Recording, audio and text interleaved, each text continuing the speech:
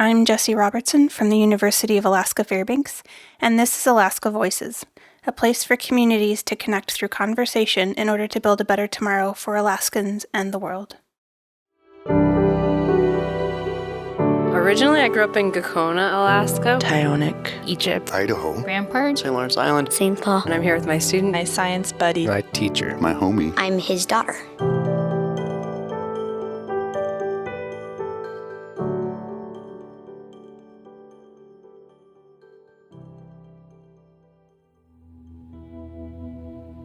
Hi, my name is Teal Rogers. It's currently August 4th, 2017. I'm in Fairbanks, Alaska with my brother Luke Rogers.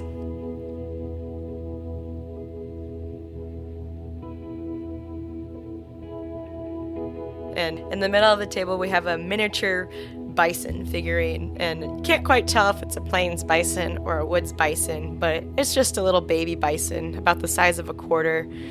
So I keep this one in my purse. I put it on my dashboard when I'm driving. I've taken this bison to New Zealand with me. Plan on taking him on a lot of other adventures. Keeps us remembering about the herd and Dad all the time.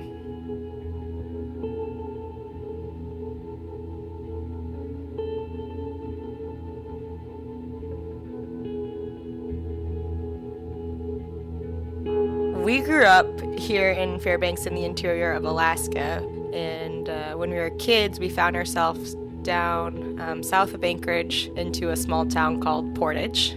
And our family friends, Mike and Kelly Miller, own the property. And they've started kind of a program to rehabilitate animals that might have been, someone might have taken them from their natural habitat, and then they needed a place to live since they lost all of their outdoor skills. Sometimes there was just too many foxes out on the airport runways, and they needed to put them somewhere. So it's a wildlife habitat, and we kind of grew up there. We got to meet animals. There was moose. There was interns teaching and working and learning with the moose. We had wolverines there. The animals kind of come and go. So we kind of grew up at the conservation center, and our dad was a volunteer between the Department of Fish and Game and the Wildlife Conservation Center to start working on a wood bison restoration project.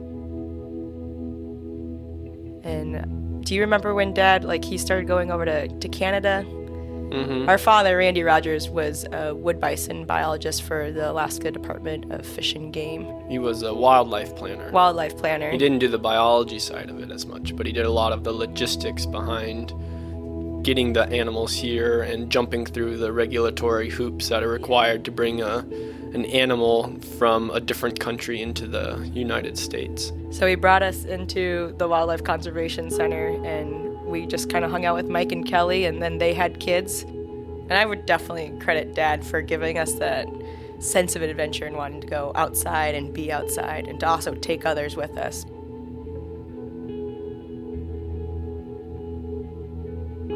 So he was just all the time outdoor, wanting to get us rafting and hiking, take us somewhere to go play.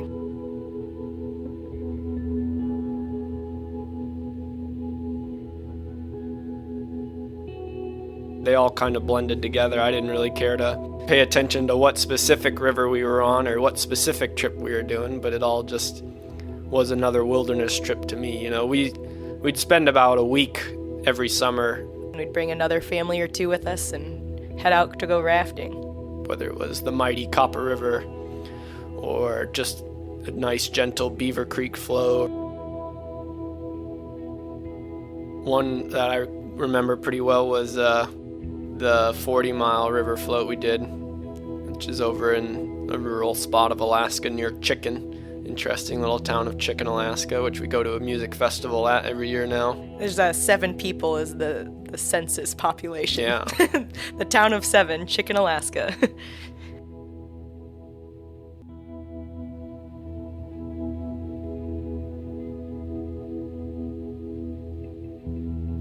It was a nice couple-week float and beautiful weather most of the time, I remember. And we went up to this point where there was the big rapids on the river.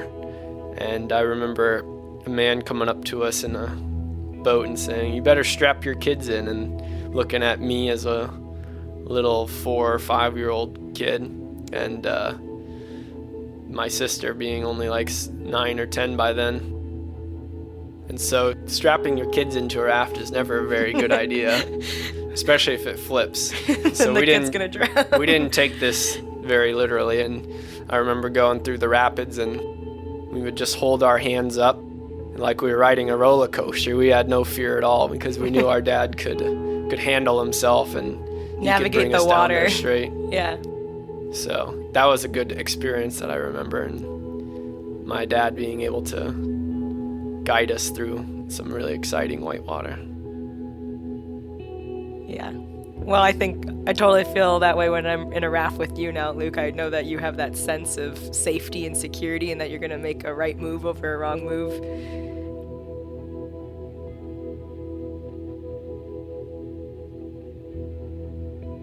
Luke, you want to paint a picture of what Dad looks like? Yeah, I guess when I remember him best, he was kind of this very old, jolly, almost Santa Claus looking guy. He had a big white beard, some glasses, and he was somewhat bald but had the nice white patches on the sides of his head. He had a gut on him, but he was full of muscle. Yeah, he had a good sized belly, but definitely he was still very well in shape. He worked very hard, and you could always just see like a very happy, upbeat attitude on him. He never looked upset much. Yeah. My mom always says this too. If you took a side profile of Randy, he looks just like a bison.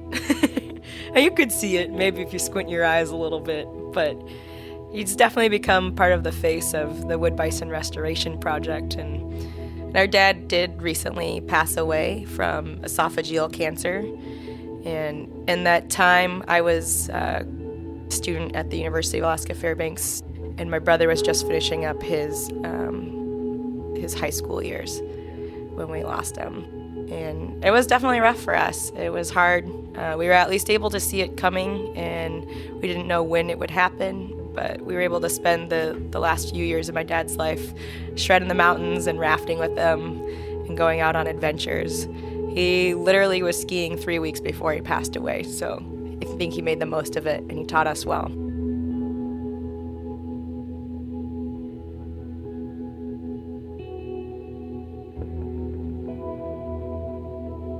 But that kind of brings me to, like, you, Luke. Let's talk about some bison. So the whole project started in the early 90s. There was a man named Bob Stevenson, a brilliant biologist, who was working in the Yukon Flats as the area biologist. And he had found a lot of these different bison skulls over there while he was out fishing and doing other census and things for animals. So Bob Stevenson found that there was bison there recently, as recent as 150 years ago. And he kind of was wondering, well, maybe if we brought them back, it'd be another food source for these people. He really cared and loved the native Alaskans that lived in that region. So he kind of started heading this project to potentially bring bison back to Alaska. It wasn't long until he realized that he wasn't able to do it on his own, and that's kind of when my dad came in. Bob Stevenson would head the biology portion of it and the logistics of actually bringing the animals in, and my dad would work with the people that would influence it, so state and federal managers, and work with the Canadians to potentially bring some wood bison over. So he became the planner, the person in charge of all the political aspect of it, I guess you could say.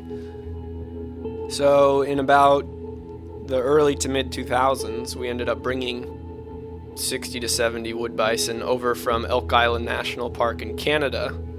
They were trucked all the way over to the Alaska Wildlife Conservation Center, which I think took about a week or so to do. It wasn't easy. Dad would come home every night talking about what was going on politically with the program, and some days would be better than others, and big battles, small words, big battles, just trying to get potential places for the bison. And how do you fence in a bison that weighs over 2,000 pounds It's not easy. They can break down anything. And we knew it wasn't going to be like a flash turnaround. Right when they came from Canada, we knew we had to have them in captivity for a little bit, but make sure that all the sampling was good and that they were living healthy and that they could adjust to Alaska. And so they ended up staying there a little bit longer than they were expecting them to. It was expected to be about 3 or 4 years. Right, they were supposed to be released in 2010, right? That was the original release date. And it's 2000. It wasn't 2017. It wasn't 2015. No. Almost 10 years until they were released. Right. We would visit the bison frequently. I mean, the conservation center was kind of like our home away from home. We knew we could go there anytime. And but those bison, you can't really name them. There's just too many of them. And I think you, Luke, are probably the most knowledgeable about each and every one of those bison that are still there, studying them for research. Yeah, that's recently, and I'll get to that here in a minute. I wanted to try to finish the story of the bison reintroduction because it's a very long one that you can easily get off track, and we have multiple times already. I'm sorry. Anyways, it was about 2013 that Bob Stevenson had kind of left the project for the wood bison, and as well my father had passed away. It was almost kind of seemed like the end of the potential for the wood bison project without either of its leaders. So a man named Tom Seaton, who's the current project biologist, he came in and he kind of became the new face of the reintroduction. And so it was in 2015, actually the fall of 2014, that Governor Sean Parnell finally gave the okay for the release of the wood bison. Woohoo! But that was about 6 months before they had to do it. So now you've been waiting for 10 years to get these bison onto the landscape, and you finally got the okay, and you have 6 months to bring 130 2,000-pound animals over 150 miles from the largest city in Alaska, Anchorage, all the way over to one of the most rural and remote areas in all of Alaska. So they had to be landed in Shagaluk. It's in the southwest area of Alaska. It's North of Bethel. It's in the Gash region.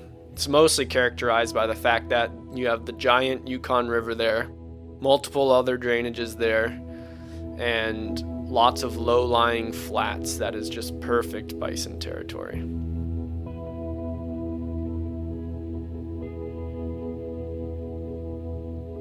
They were able to secure the funding. They decided to take these individuals in 2 separate loads. First was in the spring of 2015. They took 100 females and calves, young animals, by plane in C-130 Hercules. They had to get a special FAA clearance to land them on a small gravel airstrip. This is like in the middle of nowhere. In the middle of nowhere. Small rural Alaska. You can only fly in. There's no roads to get here. Yeah. And it took about 3 hours from being at AWCC to getting to the airport at Anchorage, to loading them up in the Hercules, flying them over to Shagaluk, and releasing them into what we called a soft release, which is a small pen that they're kind of kept in for about 2 to 3 weeks while they get familiar with the land, and then they're released later on when they're kind of more relaxed and ready to go. Later on, when they did the males, which was in the summer of 2015, they did a barge, or 2 separate barges, from Nenana, Alaska, which is in the interior. So they drove them from the Wildlife Conservation Center. 6 hours up to Nenana, and then they loaded them onto these barges in these shipping containers. These are big males, the biggest animals in the Western Hemisphere. And then they had to boat them down the Yukon, which is the largest river in Alaska, which took about 3 days. I monitored air conditioning units. It was actually some of the hottest days that summer, which can be pretty dangerous for these large furry animals. that are in a Connex.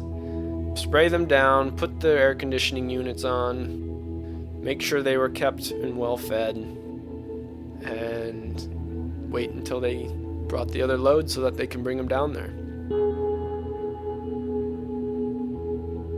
They just released those wood bisons over there, and the females and the young calves had already been released for about 2 to 3 months by that point. They made their way over to the other herd without a problem. They were miles away from them. What made you think that you were interested in bison like Dad is? What inspired you so much to fall in love with the animals? Well, I'd always heard a lot about them from my dad, and that was pretty inspiring in its own right. But I think what really happened was I came into college thinking I was going to be an engineer.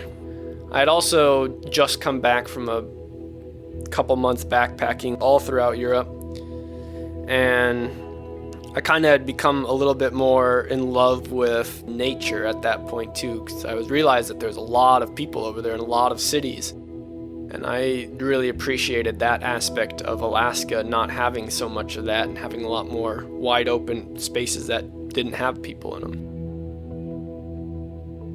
It was through the connections of my father that I kind of got to the point where I'm at, and I'm very grateful for that.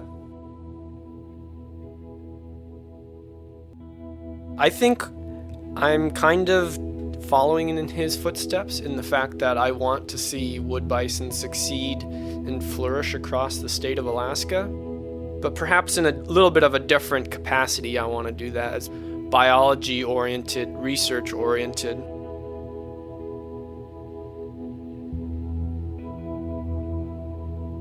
Pretty much once I was helping with the releases of these animals and spending all this time next to them, I knew that this is what I wanted to do for my life work.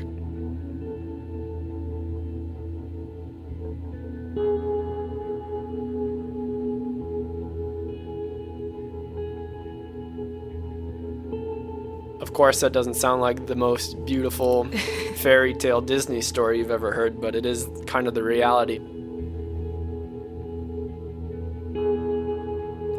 I really just cherish that Luke got to have those experiences and that I got to be there with you and to watch those bison. I, of course, didn't have to spend all that time watching them, but to be there with you, and it always felt like Dad was there with us while we did that, too. He was always around watching the bison.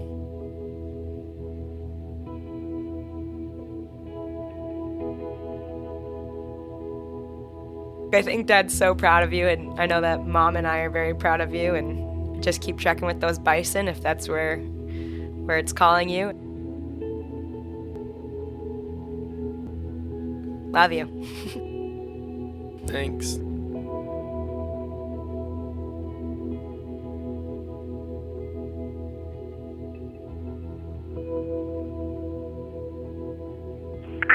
Hey Luke, we missed you. We stopped to go up Chair 6. I went to the bottom. Where'd you go? We'll meet up at the lodge. Give me a call or Teal. Bye.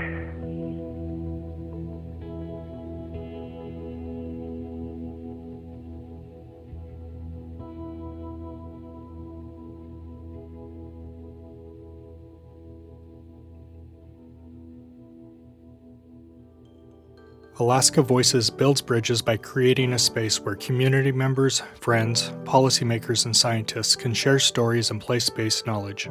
This project was developed in partnership with StoryCorps and was funded by the Alaska Climate Adaptation Science Center. Additional funding was provided by the University of Alaska Fairbanks Chancellor through a generous gift from the Bentley Family Trust. If you are interested in more conversations or information, please visit our website at alaskavoices.org.